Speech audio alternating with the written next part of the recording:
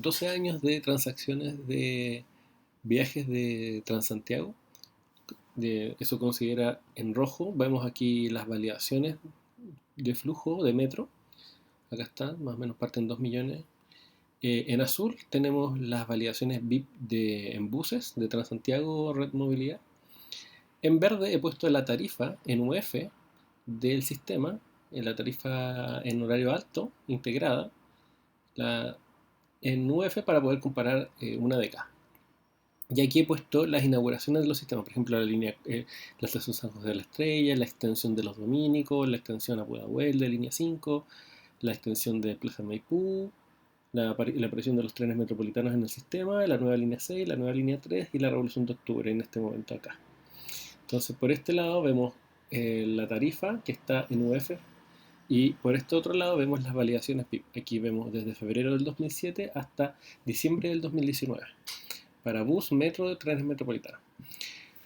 Entonces vemos, por ejemplo, que cuando en febrero del 2007 tenemos 2 millones de validaciones de pasajeros en metro y tiene un comportamiento bastante plano, una leve alza después de la extensión a Maipú, que se mantiene plano desde el 2014 y se remonta nuevamente con la línea 6 y la línea 3. Pero es un crecimiento bajo, pero sostenido. Hasta la Revolución de Octubre, que cae porque las estaciones están cerradas.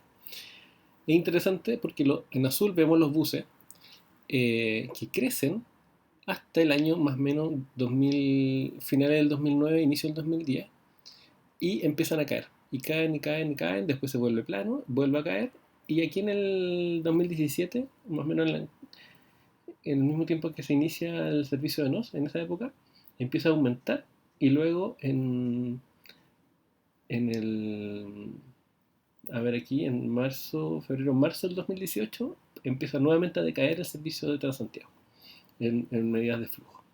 O sea, marzo del 2018 también es la llegada, el cambio presidencial. Y esto se vuelve a caer. Aquí vemos que tiene esto un movimiento como un pulso. La parte más baja es febrero. Cada año tiene su caída en febrero. Y eso se aplica también para metro. Entonces vemos una línea suave, que es la media móvil en un periodo de 12 meses, y se la ha aplicado a las tres líneas. Lo interesante es que Transantiago sube, las validaciones BIP de buses suben, hasta principios del 2010 y empiezan a caer. Y ahí caen. Pero ¿qué pasa? Esta inflexión, ¿qué marca más o menos esa inflexión? Si uno lo ve desde la tarifa, es que aparece el panel de expertos justo antes y la tarifa tiene este comportamiento verde, que estaba aquí, y sube sostenidamente, tiene varias alzas en ese periodo, en los primeros años del 2010, los primeros meses del 2010, llega a un punto bastante alto en el 2013 y luego se mantiene bastante alto hasta la Revolución de Octubre, que vuelve a tener más o menos el mismo valor. Si bien la tarifa realmente en valor peso nunca ha bajado, como aquí yo lo que hice fue graficarlo en UF y la UF va cambiando eh, y se adapta a la realidad económica día a día, se puede ver que hay una variación. Entonces el nivel de dolor familiar de la tarifa se pudiera ver más o menos aquí. Y aquí está el pic de cuando se vuelve a aumentar y después en los saltos de torniquetes y la Revolución de Octubre se obliga al gobierno a bajar la tarifa. Pero aquí está el meollo del asunto. ¿Por qué las validaciones de Transantiago en buses empiezan a bajar a principios del 2010, a finales del 2009, cuando aparece el panel de expertos y la tarifa se disparó? Recordemos que si bien el transporte público tiene una demanda inelástica, pero no es 100% inelástica. Entonces, muchos viajes se dejan de hacer o se pudieran dejar de hacer a- motivados por esta alza de tarifa. Aquí está la clave.